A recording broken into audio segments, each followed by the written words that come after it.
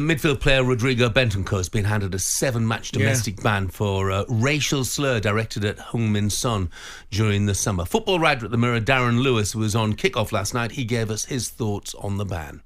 It takes your breath away, but if we have this in 2024, then it has to be zero tolerance so that people are left in no doubt about where we are. Now, I do have issues around the inconsistency in relation to the FA. But I cannot, and I will not, and I know we'll probably debate that in here. I think no lengthy ban is too long. No lengthy ban is too long. I think Enzo Fernandez didn't get a ban, did he? Darren referred to the lack of consistency. Absolutely. And that's fair. And that's and he's 100% correct. And that's the problem. Yeah. Were you shocked by the fact he got 7 games? I was, actually. I thought it was. Where I would disagree with Darren, I thought it was quite lengthy, to be honest with you. I understand the stance and understand the severity of what he said. The most important thing I felt was the relationship between the two men, according to Son, has not been affected at all. He has accepted that he made a mistake, a big one, and was wanting closure on the matter. I think he sent him a message from what I read. I think he sent him a message, and then obviously as soon as they saw each other, they were up. He said he was nearly in tears, which is fine. He's made a mistake and understandable. You'd have been more concerned, if he thought he was in the right. He's not.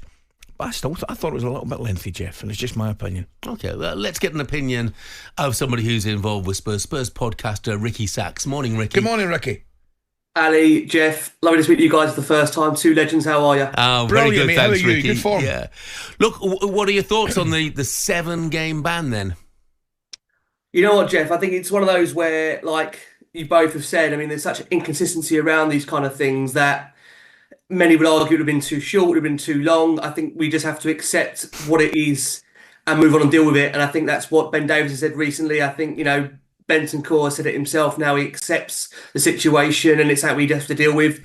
He's become Spurs' Thursday night man in the Europa League. And yeah, it's another issue that Spurs have got to deal with in terms of trying to find a way to navigate through a tricky period. Like you guys have said, let's be honest about it. Fixtures so far, look, whilst there's no given in the Premier League, let's make that very, very clear. They had I believe, favourable set of fixtures to start the season, and we're now heading into what I call business stage, where it really does start to ramp up the Premier League now in terms of the fixtures, where there's some really tricky fixtures to navigate between now, January, February. So this will now be a real test for Ange Postecoglou and that Spurs squad, whereas you both have said the inconsistency is what is really harming Spurs at the moment. I think that's evident for everybody to see. Rick, in terms of the changes, obviously it's not ideal that the 7-match ban. What do you see? Because he's not been playing Maddison on a regular basis. Basuma could come in. How do you see the changes enforced? You know what, Ali, I'll be honest with you. There's obviously an issue where at the moment Ange doesn't know his preferred 11, doesn't know his preferred midfield, and that's why you're seeing such inconsistency in terms of the results. I mean, the Maddison situation is a interesting one. Look, he's the vice captain of the football club. I think Maddison came from a Leicester side where, let's be honest about it, he was one of the stars of that team. He's walked into Tottenham, I think, probably believing that he should be a starter week in, week out. I think the biggest issue for James is that he has struggled to find that consistency, like the Tottenham side, really under Ange Postecoglou. And I think he's a bit disillusioned at the moment. He's not used to not starting games. He's certainly not used to not coming on and affecting games. And I think the biggest concern would be, you're 2-1 down against Ipswich and he can't even get off the bench until, the 85th, 86th minute. You're asking a guy to come on for 5 minutes to try and change a game where it doesn't seem that things are right behind the scenes at the moment. I know there's reports about alleged bust-ups, but look, I mean, Jeff, you've been around the game for so long. Ali, you've played in so many teams. I mean, I think bust-ups are quite a regular occurrence in football. And I'd be concerned if there wasn't questions and bust-ups, because that's the nature of football. It should happen week in, week out. And God, if you guys were to report every bust-up, you'd be on air 24/7, which you guys are generally. But I think there's bigger concerning things around Tottenham at the moment with regards to Ange and the form and the inconsistency. And Ali, you said it, you said you wouldn't surprise you if they won a cup this season.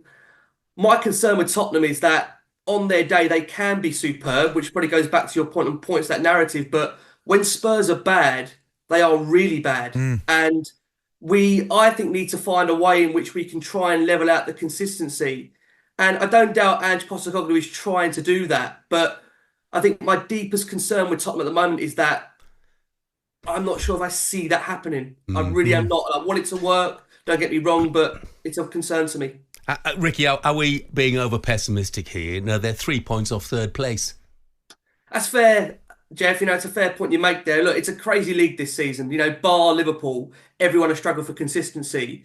But at the same time, I think when you're only taking, no disrespect, a point out of, in total, Palace, Ipswich, Leicester, there is cause for concern there. And I think the concerning thing is that, when Spurs have looked good, they have looked good this season. When they've looked bad, they've looked really bad. So it is down to Ange to fix things and to find that consistency. I think when he talks to the media, that is an opportunity to tell the fans how he can fix things. And I know many are critical in terms of the way he does approach the media in those post-match interviews with broadcasters. So we need Ange to show us that he can find that consistency. And if I can just say, I think in total of his reign at Tottenham, he's only had back-to-back wins in the Premier League 3 times. So that tells you that the inconsistency is a big, big worry for Tottenham fans. Yeah. Ricky, thanks very much indeed. Thanks very much, mate. Pleasure, you couple of legends. Thank you so much. Take care, Ricky. Thanks, mate. talkSPORT Breakfast, waking you up Monday to Friday morning from 6 a.m. on AM, on DAB, via the talkSPORT app and on your smart speaker. talkSPORT.